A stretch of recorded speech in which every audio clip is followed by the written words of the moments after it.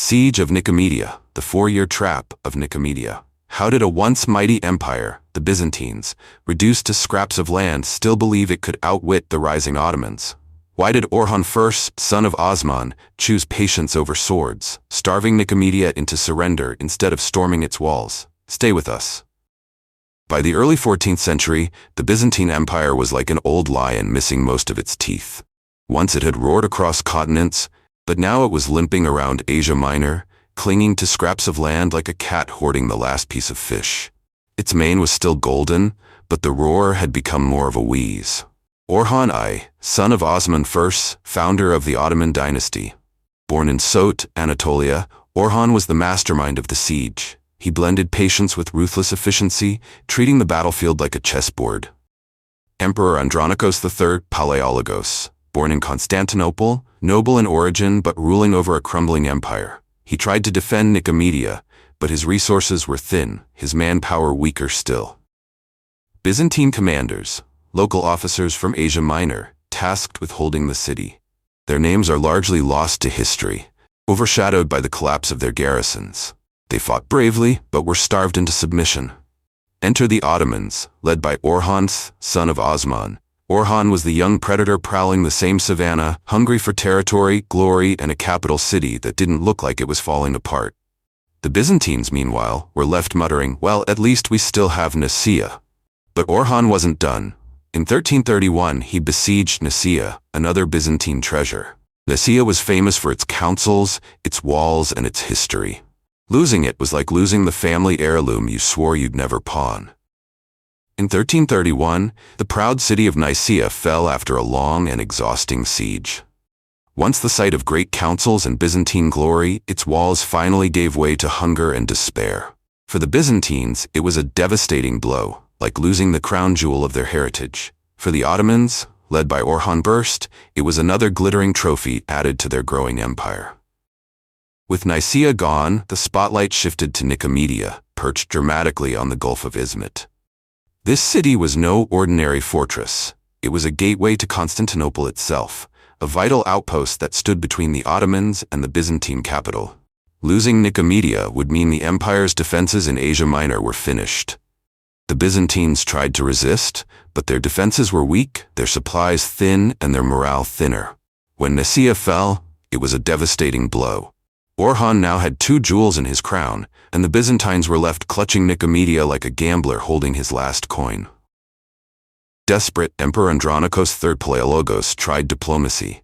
He approached Orhan with the medieval equivalent of a bribe, tribute. The message was clear: please don't eat us, we'll pay you instead.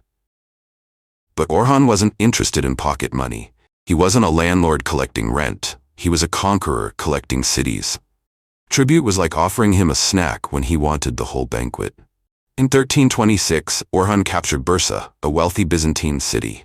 Imagine the Byzantines watching in horror as their prized possession slipped away. Bursa wasn't just any city. It was a jewel, a hub of trade, silk, and culture. Orhan promptly made it his capital, polishing it up like a trophy and saying, "This is mine now." Andronikos III wasn't ready to give up. Between 1328 and 1329, he launched a relief campaign to save Nicaea and Nicomedia. He marched with his Byzantine forces, banners fluttering, hoping to push the Ottomans back. But here's the problem. The Byzantine army was no longer the disciplined juggernaut of old. Once upon a time, they had been the Real Madrid of medieval warfare, organized, ruthless, and unstoppable. By the 14th century, they were more like a football team that had lost its star players, its coach, and half its fans. Soldiers were underpaid, morale was low, and discipline was a distant memory. Instead of a fearsome war machine, Andronikos was leading a ragtag bunch who looked more ready for a tavern brawl than a pitched battle. Picture it, Andronikos marching proudly, shouting, "We will save Nicaea," while his soldiers whispered, "Do we get lunch first?" Meanwhile, Orhan sat back watching the Byzantines stumble, thinking, "This is going to be easier than I thought." The relief campaign fizzled. The Byzantines couldn't break the Ottoman grip. Nicaea fell, Nicomedia was next. And the empire's fate was sealed not by one dramatic clash, but by a slow, humiliating decline. In 1333, Orhan began the siege of Nicomedia. But he wasn't in a hurry. He didn't storm the walls with reckless abandon. Instead, he played the long game. He tightened the noose slowly, cutting off supply lines, surrounding the city, and waiting for hunger to do the heavy lifting. The Byzantines, once masters of intrigue, diplomacy, and grand strategy, now relied on a desperate hope. Maybe the Ottomans will get bored. Spoiler, they didn't. Orhan, meanwhile, probably enjoyed the siege like a long chess match. He didn't need flashy battles, he let hunger and despair do the work. If patience was a weapon, Orhan wielded it like a master swordsman. The siege dragged on for 4 long years. Imagine the citizens of Nicomedia, once proud Byzantines, now rationing crumbs, staring at empty granaries, and probably inventing new recipes involving boiled leather. The Ottomans didn't need to storm the walls. They simply waited. Hunger became their most loyal ally. By 1337, the Byzantine garrison surrendered. There was no dramatic last stand, no heroic cavalry charge, just the quiet sound of empty stomachs and the realization that the empire's glory days were gone. The Siege of Nicomedia, 1333–1337, was the final nail in the coffin for Byzantine Asia Minor. With Nicomedia gone, the Ottomans controlled Bithynia, tightening their grip around Constantinople. It wasn't a dramatic clash of armies, but a slow, inevitable swallowing of territory. If you've enjoyed this journey into the intrigue and drama of history, don't forget to follow us, subscribe, and click the notification button on our channel.